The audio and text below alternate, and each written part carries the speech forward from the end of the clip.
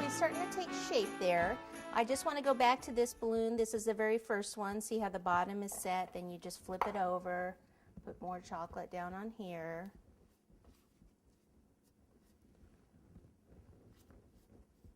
So for the beginning part, what I do is usually a coat on each side and then do 2 coats on each side, and then it doesn't matter after that. You can just do, you know, keep coating it whichever way you want.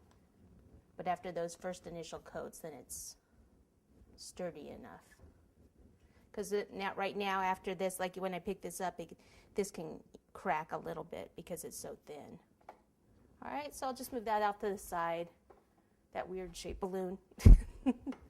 All right, now what we can do is, since I don't need this hat, I'll go ahead and use part of this for his beard, which is going to help support his neck. Okay, remember I need to be careful because as I'm doing this, I could, you know, remove him from here a little bit, and that's it. You know, it happens. So if it happens, then we just fix it. So I'm just going to take some of this and put it right in here. Okay, I should actually secure it with some chocolate. So if I take this is the easy way to do it, dip some in there, then that can go right in there and help support it. See how this one fell off? I really need some chocolate on there.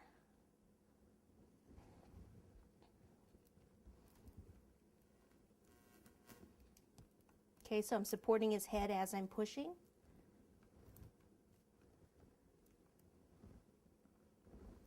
And then we'll come down here. Now let's use this kind of roundish. Just kind of shape it however you think his beard would look.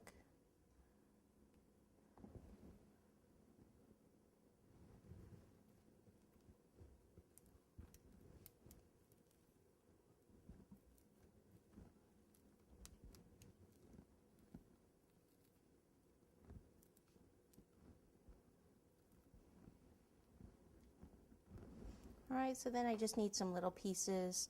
We're going to cover this part with fondant. You could coat the beard with chocolate too. I just felt I wanted a different texture on here. So besides this front area, we do need to coat, or not coat, but fill in this back area because his hair would come down a bit. So we would want that filled in also. So more chocolate. Pop this in.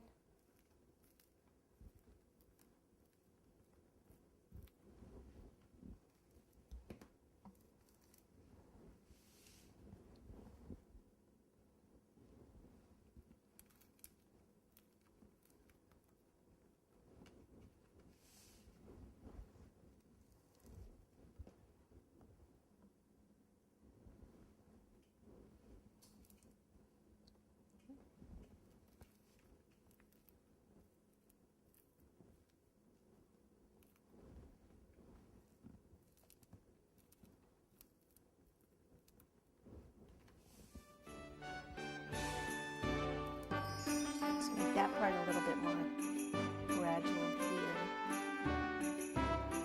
so it doesn't go